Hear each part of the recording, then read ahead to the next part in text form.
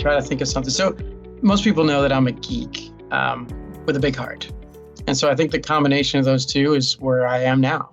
Essentially, I work heavily in the nonprofit community, helping organizations be the most fiduciary with donor dollars to make the most impact in the world. So if you rewind that to 1980, I'm kidding. No, I'm just going to go back to my Cub Scout days. But I was born basically under a watchful eye of a dad who thought that it was important to be a cheerful servant. And so he kind of instilled me in the role of going into Cub Scouts, basically, and getting deeper involved in being all the things that are gentlemen in this world, as well as being contributing to society. And so early on, I started doing a lot of like service projects and things like that. And I did find that it was pretty rewarding, even as a youth.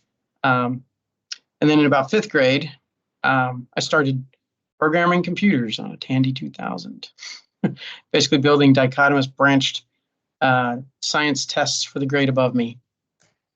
And I thought it was cool, and I thought everybody was doing it. Evidently, they weren't. I was pulled out of my regular classes to do this program, which I later determined what it was. But I just thought it was fun. And so take that, born into Cub Scouts and then Boy Scouts and then Eagle Scout later, to programming computers in fourth grade, combine them together, and that's pretty much what I'm doing now. So I still deliver systems at the hands of all our talents to do good in the world. So there's a tie back. It's pretty consistent over the last 75 years that I've been around. I'm kidding. I've been awake for 75 years, but I'm only less than. But no, it's been a journey, from that. And I got to applaud my parents for helping me steward the path while I was distracted, to be honest. I don't know if many folks know what it's like to try to finish an Eagle Scout project, in their teens. But my father was definitely an influence to get me that far.